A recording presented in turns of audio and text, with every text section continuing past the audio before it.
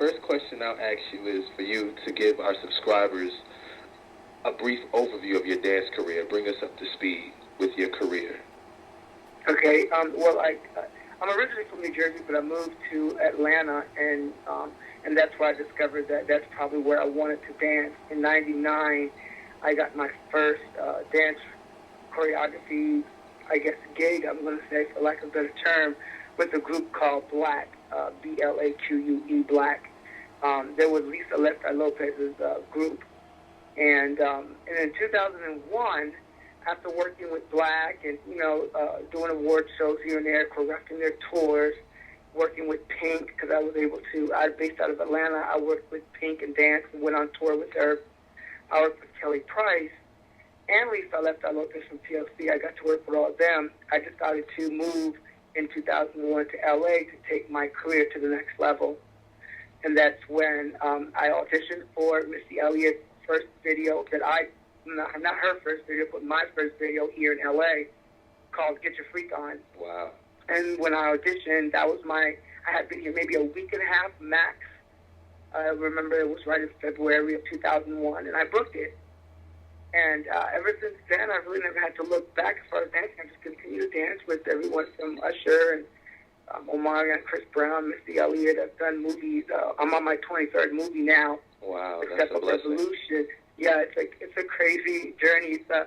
It's all blessings. That's why I know, I'm very passionate about what I do. Mm-hmm. And I always say, wherever your passion lies is where, your career is probably going to be. So, and this is where it is. And it wasn't until '06 that I really took choreography serious, when I was approached by Will Packer, who was a producer.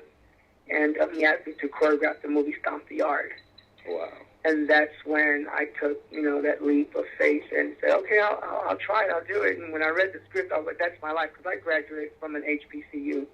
I attended North Carolina A&T State University. I pledged Kappa Alpha Psi there. So, and I stepped. So, and I'm a dancer. So I'm like, well, this is like perfect. This is going to be dancing, this is going to be stepping. The story's based around, almost I feel like my life story. So, and when I accepted that, that's when I have to say that was the step on, or that was that one thing that took me to the next level. And here I am today, choreographing and, doing everything from movies, commercials, award shows, tours, animation. I mean, I pretty much have done it all. This week, starting today, I'm working the Teen Choice Award that's going to be airing on Sunday. Wow. Yeah. That's pretty amazing. And it leads me into my next question. And I think that is very vital right now, because I see a lot of the dancers, this is what they're pretty much going through now and having trouble with. How were you able to turn your brand of dancing into mainstream success? Yeah. You know what? That's a really good question. I always kept true to the art and who I am, and in hopes that someone would appreciate it. I never wanted to water anything down. I never wanted to do anything that I didn't believe in. And I kept stuff true to the art in hopes that, a producer, a director, someone would say, hey, you know what, I like what you do, I love your style. And that's what happened for me. Even like with Stomp the Yard, when I was choreographing for that, I was used to traditional style stepping. But what I always wanted to do when I was in college was incorporate more dancing and more gymnastics and just make it more of a bigger production. And now it was the opportunity. I had this opportunity with Stomp the Yard. And I was like, I can do this. And I'm not going to lie, at first, I got hit really hard by the Greeks, the Black Greeks.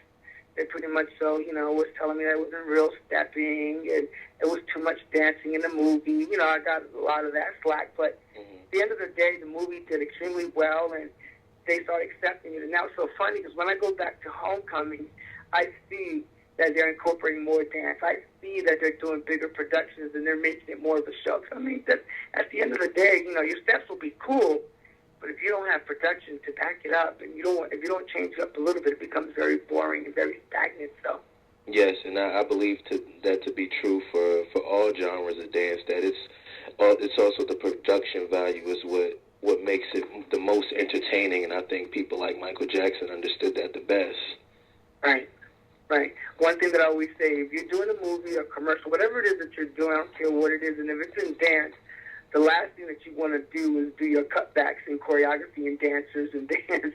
But it's so funny that I find myself doing jobs where people, they're trying to, cut budget, make sure that everything, works well. And the first place that they go to is in the dance department. Yes. And I'm like, isn't this a dance movie? Or isn't this a dance commercial? But the first thing you want to do is cut my dancers from 10 to 4, and you want to cut my pay. I mean, but it's just so funny to me. I'm like, okay, well, it is what it is. But anyway, so that's one thing that us as artists, at the end of the day, we still got to eat, and we still have to pay our bills, and we too want to drive the convertible BMWs and Mercedes and have our own homes. Yes. So pay us for for what we do. Yes, we definitely agree. How did the movie come about? The new Step Up installment. How did that come about for you? It was really weird. They already had started the rehearsals for the movie in Miami, and I got a call from one of the lead choreographers, Jamal Sims, is a really good friend of mine. And, when I used to dance, I used to be hired by him a lot. He hired me a lot as a dancer. And, he said, what, they needed one more choreographer, and they were trying to debate who it was going to be. And he recommended my name, me, and he showed them my choreography reel. And, a few days later, I get a call from Jamal's assistant, Draco, telling me, hey, are you available for the next couple of months because we want to fly you out to Miami to choreograph, for Step Up Revolution. I was extremely excited. It was overwhelming, but at the same time, I was a little nervous, afraid. Even though that, I've done so many movies, whether it be dancing or choreographing them, I knew that this was a franchise that was going into the 4th installment. I knew that it had to be bigger and better than the last. But I said, I'm up for the challenge. I'm going to go. I'm doing it. So I flew out to Miami. And when I got there, this was the crazy part for me. They told me that I was choreographing the finale for the movie. So not only did I have to make my choreography better than Step Up to the Street, and Step Up 3D, but now I had to make it better than anything that came out on Step Up Revolution prior to my finale. So that's a lot of pressure. It was a lot of pressure, but I have to say that because of the team, because Scott Spears, the director, Jamal Sims, and the other choreographers, they were really supportive, and as a team, we really made it happen. So great. How are rehearsals for a movie different from videos and tours? It's not a lot different. The only thing is that for a video, of course, you have to. Sometimes you only choreograph a verse or maybe a chorus or two here and there. But for a movie, you have to read a script. You have to understand what it is that what the movie's about. First of all, so that you understand what kind of movement you have to create. You go through a lot more meetings, with the creative team, like the director, producers, and other choreographers, if there are any. Your assistant. You find yourself going to table readings. You don't have to go to table readings when you do videos or live tours or anything like that. You find yourself working with actors that are normally not really dancers. And usually when you're dealing with videos or anything else, you're just pretty much dealing with just dancers, and they can all do it, and they're dancers, so you get it done, and you be out of there a couple of days. And with a movie, it's a longer process, and it could be a little bit stressful, but at the same time, it's a lot more rewarding for me, that you can go to theaters and, watch your work on big screens, so. Yes. How is this installment different from the other ones, without you giving too much of the movie away? How is this one different, you think, in your opinion, different than the other ones? Well, the obvious thing that's going to be different to everyone automatically is that it is flash mob related. So we're dealing with a group of dancers, anywhere between 50 to, depending on what number that you get to see in the movies, it could be as many as 85 people out there. They all come together, and they are one big crew, as opposed to the other ones where it was battle related. It was crew against crew, and all that stuff, whatever. Who has the best crew? This is nothing like that. These kids are actually mobbing when I say mobbing, I mean taking over different parts of Miami, of the city, and showing their choreography, videotaping themselves, and putting themselves on YouTube to try to get hits. Mm-hmm. So it's more of that. So it's mob related, flash mob related, but definitely not flash mob easy. The choreography definitely came up from even the other past installments. Okay, great. Now, being one of the choreographers, I guess you can maybe kind of answer for them too, since you guys were on a team. How did you guys go about trying to please the traditional underground dancers and also just the people that don't know anything about dance, but they love it anyway? How were you guys able to blend, and come up with the choreography and come up with some great things? Yeah. As far as the underground, we still kept the b-boy sections true to what it is. We hired real b-boys, b-boys that know the art. Chris Scott, who's another one of the choreographers, he's a b-boy himself. So that's one thing that we did. We made sure that we had a choreographer that understood that world. The next thing, we have a little bit of everything. That's the best part about this movie, that if you're a dancer, I don't care what you are, whether you do jazz, ballet, modern, African, hip-hop, pop, rock, whatever it is that you do, parkour, even parkour, we have parkour in the movie. So whatever it is that you do, Cirque du Soleil type stuff, I think anyone who's an entertainer who performs with their body would totally love this movie and understand it. So one of the things that we did, we have a jazz piece. We have, modern piece. We have stepping in it. We have people on bungees that are coming down walls, so it's very Cirque du Soleil. We have people on trampolines. We have, of course, hip-hop. We have popping. We even have people twirling sticks and people doing martial arts. Wow. So it's a little bit of, you're going to see that it's a little bit of everything. So even if you're a ballerina, you're going to love it because we even have a ballet section. Wow. And you guys, that was definitely smart right there to just include, because at the end of the day, it's all dance. When you really look at the big picture and take away all the labels, it's just dance and self-expression. So that was great that, it finally did that. Just brought all the genres together, and it's just dance at the end of the day. Yeah, so it was great. It's a great, and what's so funny, what's so good about it, it still makes sense to the story. You're not going to look at it and be like, well, that was a random. Mm-hmm. Why did they put ballerinas in it? No, it's not going to be like that. Because we have a museum section where, these ballerinas come to life, and we have art that's usually what we did is we painted the dancers, and they look like statues. Yes, I saw that trailer. Right, and they just come to life, and it becomes a routine. It's just beautiful. Cool. How was the premiere? Oh my God, the premiere was everything. I loved it. It was fully packed. Hollywood and Hollywood Boulevard was just jam-packed with people. It was a great feeling. I got to, of course, walk the red carpet, and everybody, every media was there, from Fox to whatever, I don't care. Every channel was there, and just going there and just feeling, it was very rewarding, because all of the sweat, all of the pain, all of the tears, all of the rehearsals, being out there for 2.5 months, and it all paid off. It's like, wow, this is why I do what I do. Just walking that red carpet and having people yell your name and acknowledge who you are and respect what you do was everything to me, and I'm totally grateful for that experience. The movie was great. Everybody was extremely nice. The after party was amazing. Your typical Hollywood party out in the Roosevelt Hotel, outdoors by the pool with the pit fires all over the place, free food, free drinks. It was amazing. So pretty much the same as an A-list event. So dancers got that type of treatment for that day. Oh, yeah. Oh, definitely A-list, 100%. Summit did their thing. Summit Entertainment did their thing, and they really came off some butt fares for that. It was great. It was at the Chinese Man's Theater. Wow. How much more Hollywood can you get than to, have a premiere at the Chinese Man's Theater right there next to the Kodak? Yes.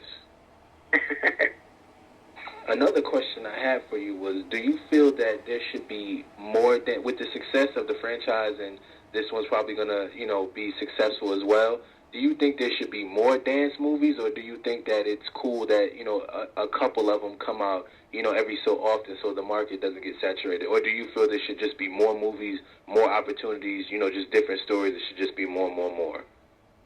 Yeah, that's going to be a very biased question for me because me as a choreographer, if there's less work for us, and of course, it's harder for us to pay our bills. I'm going to want and I'm going to wish the reason why we do what we do is because we want people to want more. Mm-hmm. When they go out to see the fourth installment, I want them to want to have a fifth or to have another movie that could even do that much better or much bigger than, what we've done, always topping it off and making it more exciting and giving more energy. So to answer your question, I'm going to say I pray and hope that, dance continues. Because there was a time, we're not old, well, I don't know how old you are, but, where dance and movies, that was really big back, and Ginger Rogers, Fred Astaire, and yes. Gene Kelly, and, Debbie Reynolds, all those people. And that's who I study, by the way. I love the way those people move, is, where dance was huge in movies. Most actors sang, dance, and act. Yep. And, then we stopped. Then the 70s and 80s came, the 90s came, and, then you didn't really hear too much about much. Maybe one or two in the 80s, when hip-hop first started, like breaking and a couple of other movies. But then nothing really happened after that. It wasn't like we continued to make hip-hop movies. Yes. And then now, after You Got Served, I got to dance and You Got Served as well. When You Got Served came out, I was like, wow, okay, this is good. This is probably going to be the beginning of this whole thing again. And pretty much that's what happened. It picked up. And we started getting, Stomp the Yards and Step Ups and, other movies, other dance movies. And if nothing else, they had dance elements in it, even if they might have not been considered a dance film. I mean, Dreamgirls, I danced in Dreamgirls. That's a musical, but there was dancing involved in it. But it was great. I'm glad that they're coming out with these movies now. And I hope that they continue to do that. Yes. If money was no object to you, how would you help push the dance culture forward? If money was, well, you know what I do it because I'm passionate about it. If I was doing this for money, I definitely wouldn't have been doing this because it took me, people say, man, you're an overnight success. No, I'm not. I'm a 7-year overnight success. I did this for 7 years without getting paid hardly nothing, barely making it, trying to make ends meet. Wait, I got to get back to your question. What's your question again? It's okay. If money was no object, meaning that if you just had money in abundance, how would you help push the dance culture forward? I would create, definitely, if I had a lot of money, I would definitely try to recreate some more dance films. There's other things out there. Like, there's a Broadway show that I feel that needs to go on film. Even stuff like Ain't Misbehaving or Pearly or, all of these other classical new movies that I like. Like Dreamgirls. Mm-hmm. I love Broadway stuff, and I love bringing it to life and bringing it to the theaters, actually. Not to life, but bringing it to theaters. I would love to do that.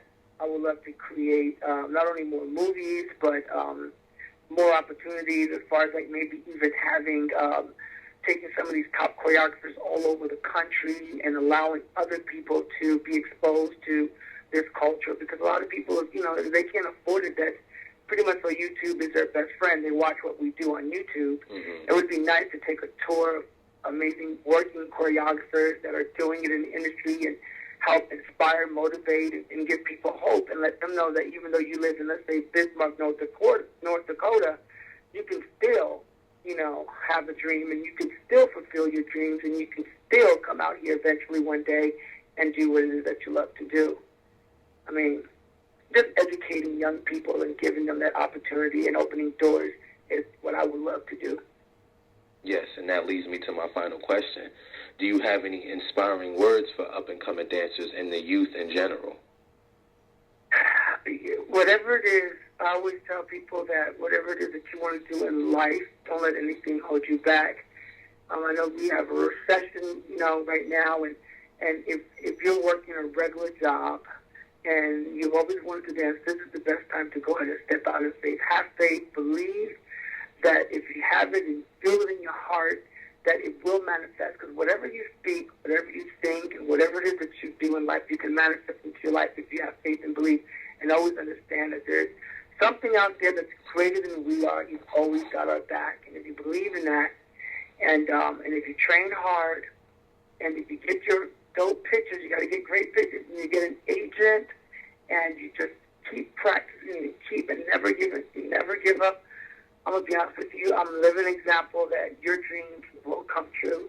Because I'm just this, young little boy that came from New Jersey, wanted to move to Atlanta. I went to college, and I did the whole college thing thinking I was going to do corporate America. And here I am today, living the American dream, with a home, driving a nice car, and doing what I love to do most. And the best part about it is that I'm able to give back. So when you young people do make it, remember that you need to bring someone else up as well. Yes, and we definitely agree and are all for promoting that. And I guess it's just a universe thing because that's where we are based from. The magazine is based from New Jersey, so here we're Jersey brothers. Where are you from Jersey?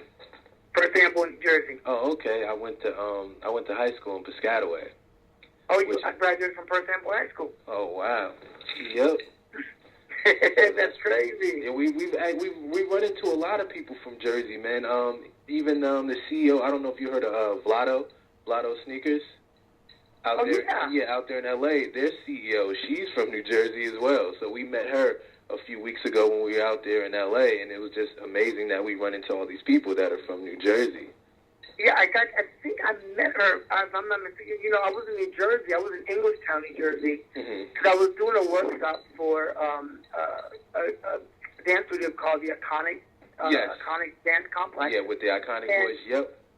Yeah, because I worked on America's Best Dance Crew. I don't know if you knew that or not, but I've worked on that show, and I was out there just doing a workshop for them. I'm from New Jersey, so I was visiting my brother, and they brought me out there, and they gave me some free sneakers. They were out there, and they gave me free sneakers. Yep, and her company is great because just her whole mission behind it is really about helping the kids and, giving the dancers opportunities and platforms, to express themselves. So, the company is really great. You wouldn't think that about a big company like that, that's what they do, like on the side, like, oh my God, they throw dance events and they give away, sneakers to children. You don't hear that too much when you think about these corporate companies. Right. Well, I got my pair of sneakers. I hear that. And they're dope. Yep, and they're very comfortable because we got some too. Yep, so we definitely appreciate, people like her, people like you that are just willing to just lend their voice to the youth, because that's what our whole mission is about, trying to mobilize everyone to leave something for the next generation to follow, because we feel that the past generations, didn't do that. Right. At all. So right. It's like, well, there's really no blueprint. There's successful people, but, there's no real blueprint. So we figure if we talk to people like you, if we talk to people like Shabadoo, if we talk to people like Darren Henson, the kids can start, connecting the dots to see, okay, maybe I can do it this way, and I can be successful. Yeah. Otherwise, they'll just be dancing around in the club, battling, wondering, I'm the best at the windmill, or I'm the best tick. Like, that stuff is irrelevant when you look at the big picture. Right. That's what you mean. So funny that you named Shabadoo and you named Darren Henson. Those are two of my really good friends. Oh, wow. Yeah, because, Darren Henson, I've known Darren Henson since 1999. Like, we've been friends since 1999. So we've been friends for many, many, many years. He always comes over. We always hang out. And plus, and then he did Stomp the Yard. We worked a lot together. But it was we don't know each other from work. We just know each other because we're just friends. We met and we hit it off. Mm-hmm. And then with Shabadoo, I just met him. I've always known who he was, of course. But I got to meet him, and he was such a great guy. Yep. Amazing. He was actually our tour guide when we came to LA. He took us around, showed us around, introduced us to people. Yeah, he is. And what I like about brothers like that, he's intelligent. And that's what I'm saying. Like, I try to educate some of these young people. You can't walk around, or you can't be talking like you're from the ghetto, yes, and, think that you're going to get you a job. Yes. At the end of the day, when you do get to the level of a choreographer's job, you don't go audition. You have to speak to these producers, these directors. You have to convince them that you are. Hold on for a second. Yes. All right. Thank you for anything. you have to convince them that, you are the person for the job. Everything here is very image-driven. Everything here is about, how well you can speak and dress and look. Articulate all that. Yep. Yeah. And they go up there and then, they audition or interview for these, for big companies, whether it be Dancing with the Stars or So You Think You Could Dance. And they get upset because some other choreographer got it that is less talented. But, of course, they're a lot more educated. And they go in and dress in a suit and they look amazing. And you look crazy. So, I try to tell them you can't walk in there, talking like you speak to your friends. Yes, I'm glad you're saying all this, because we run into these things all the time, and they just don't realize that that's the real problem. It's not even about the dance. Before they even see the dancing, like you said, they're looking at that headshot. They're looking at your whole persona, everything. Before they even, it's just like a regular job. When you go sit down in corporate, they're looking at you. They're looking at your watch. They're looking at your fingernails. All of that stuff. That's just how the world works. And even with dance, these dancers just don't know that, because they just think that, as long as I'm the rawest in the club, that I'm going to get hired. No. Nope. At the end of the day, it is a business. At the end of the day, you have to treat it just like if you were going into corporate America, especially in Hollywood. Like I said, everything is very image-driven. They hire people because, okay, she looks good, she looks great, she dresses nice, she smells good, let's hire her. And then other choreographer looking crazy, of course, is probably more talented, but, you can't go in there looking crazy. It's one of those things, I keep preaching this. I keep going all over the country, because I do workshops all over the country. Mm-hmm. And I try to tell these young people, because some people say, did I go to college? Should I just quit high school? Should I be, I definitely don't recommend you quit high school. I used to be a high school teacher. I was a high school teacher in Atlanta. So I'm not, as an educator, I'm not going to tell you to quit high school. Now, if you don't want to go to college and you want to go straight to LA, that's up to you. I can't make that choice. Everyone's, journey is different, and everyone's path is different. But, for me, I went to undergrad school, and then I went and got my master's, and then I worked in corporate America, and then I became a high school teacher, and then I decided, okay, I'm going to become a dancer. So I became a dancer pretty late in life. It all still worked out, though, and now you're prepared, for the business aspect of it. That's why it was able to happen so quick. Right. Always prepared. And that's what I tell you. I'm so glad you said that, because you have to prepare yourself for the opportunity. The worst thing is that the opportunity approaches and you're not prepared. And that's worse to me. That's horrible. So. Well, thank you. I don't want to take too much more of your time. I just want to say thank you. We really appreciate it. Oh, no, thank you, man. I appreciate you. I'm grateful, Gratitude is all about gratitude. I'm grateful that you called and took the time out of your schedule to just interview me, so thank you so much.